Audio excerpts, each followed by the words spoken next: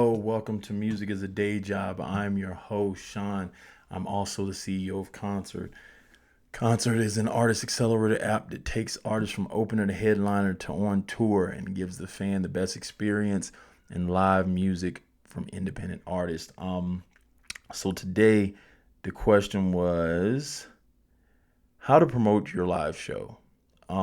So how to promote your live show breaks down into two main topics, and of course that's online and in person.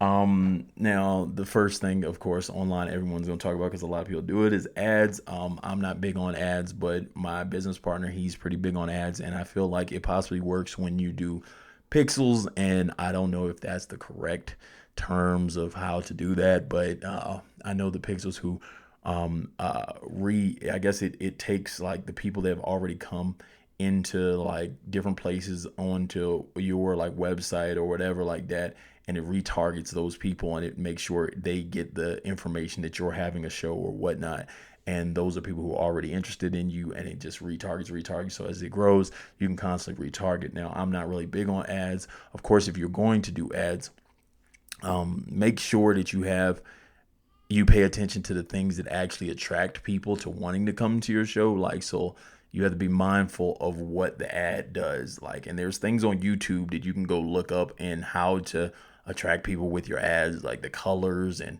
things you say and like what gets shown. It makes people go like, man, I want to come see this person perform. So make sure when you do ads, you're getting the I guess you can say like you can get your money out of it. Like, I'm not really big on the ads because uh, a lot of things to me have to equal out. Like, I guess you can say like if I spend this much money, I really need that much back. So I guess if your ads are making your money back, then keep doing them. You know what I'm saying? There's a couple shows I've done that my ads, of course, made way more money back than what I spent on the ads. And if you can constantly replicate that, then that's good. The second piece of online promoting your live show is just content in general, making great content. Because one thing I always tell people is if you're entertaining online, there's a higher chance of me thinking you might be entertaining in person. So, even the things that you may do that may not be musically based or anything like that, I've done a lot of jokes, and people have come to my shows just because they've seen the jokes online and then came to see me rap. So, I always say when you're entertaining in general, you can create that. But then I see a lot of rappers, they don't have much content on their page. It's just like go check out this song and da da da da da, and it's just like, well, why would I even want to come to your show if you're not even promoting your own music like that? Like, if you're not promoting your own music and promoting your own shows and stuff like that, then why do I want to come? Because you have to make me want to come, like the consumer. You have to make the consumer want to come. So it has to be something that I have to be able to see. And that content that's consistent makes me stay on the top of somebody's mind. If I want people to pay attention to me, and when I have my shows up, then I have to constantly be in their face with my content. It's just like any other product. If you look online, like all these other products on commercials all day, they're promoting all day because they just want to be on the top of the mind. So when you think about, hey, I'm gonna go see a show or eat with other products like, yo, I'm gonna go eat this or anything like that, they see the content all day. So then it goes like, oh well, the first thing to pop in my mind was that content, so I might go eat over there. So make sure you understand when you're doing an online presentation that you stay consistent, because this is the highest chance of you getting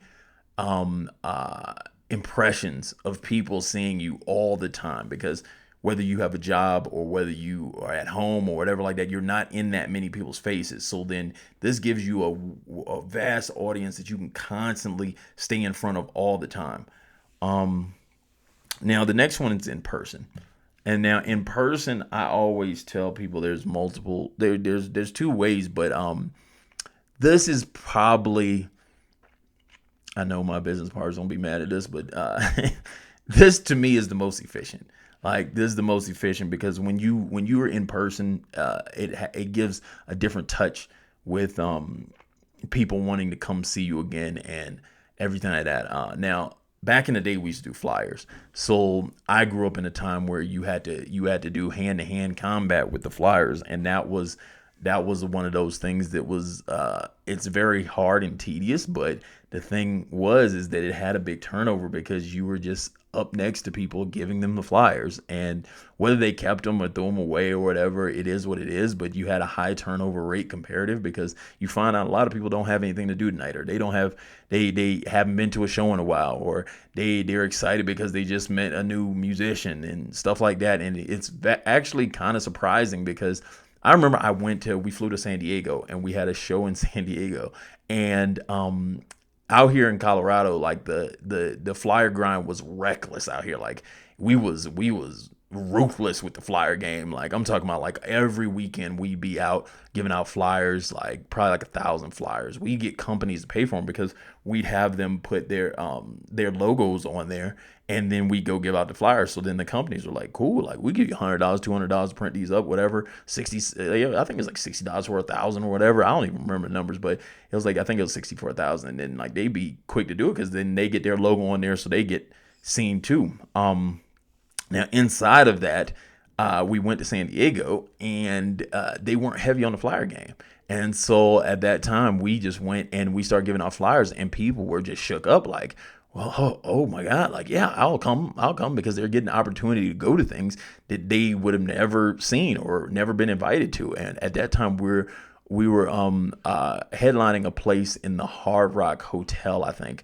And it was Club 627 or something. I can't remember what it used to be called, but either way, we were headlining inside there, and tons of people ended up coming just off the streets because they were like, "Yo, like we ain't never seen this type of push." You know what I'm saying? So but like if flyers may not be your thing, but just think about that because the socialization of getting people to a spot is very important. And that's where the second part of this is, like the social part. And I tell artists, even if you go to other shows that may not be your show, but it may be another headliner, and you go to those shows and talk to those fans, you can possibly turn those fans over because they're there for other independent artists. So they already in the market for listening to new music and not hearing music that they're accustomed to. So you have a chance of going there and being like, yo, you know what I'm saying? Like, I'm an independent artist. I'm going to be performing at this place next week or whatever like that. Or even at a new place and just talking to people like, yeah, I'm an independent artist also. You know what I'm saying? You should come through.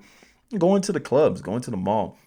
I just tell people like, go into the mall, holler at some people, just talk to them, because you never know what people are doing and how they're going to respond. Like, yeah, every once in a while you get a bad one, but then the majority of people are more open to it to be like, yo, like that's dope. You know what I'm saying? You're on your grind, and people respect that by saying like, you know, that you're saying, hey, like I'm out here, I'm really trying to get people to come see me. You know what I'm saying? Like I did this.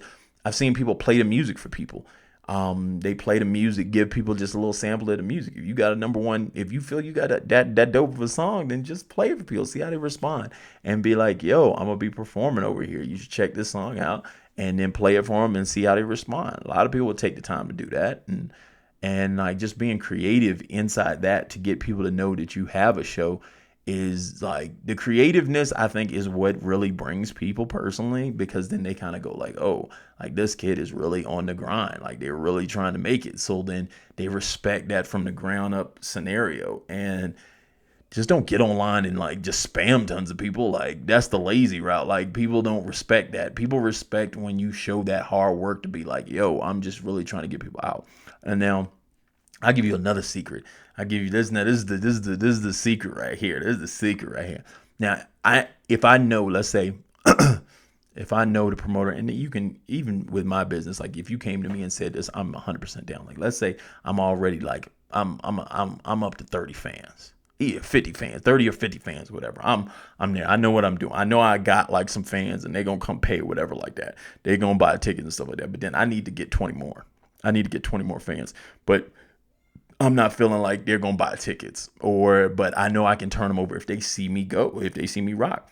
I'll give you a 20-person list on top of your 30 that you already doing. Like you already going to sell to 30, and then I'm going to give you a 20-person list because we get those people in there. I know the next time you do a show with me, you're going to be able to get to 50, or you're going to be able to get to 70 next time. That's what this game is all about. Give a couple people, you know what I'm saying? It's just like anything else in this world. You give people a sample. You go into Costco, you get the sample.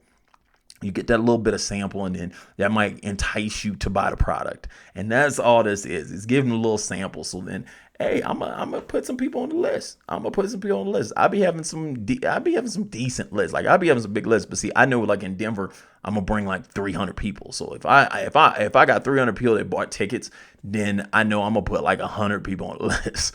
And then like that's how I'm gonna base it like that, because then I'm gonna go like, okay, well we gonna get like 400-500 people in here. But then I'm gonna have a list and that, because I know those people that I'm gonna put on the list, hopefully they become fans and they either buy a product or they buy some merch or they buy a ticket next time. And that's how we start building that fan base. But that's how I promote.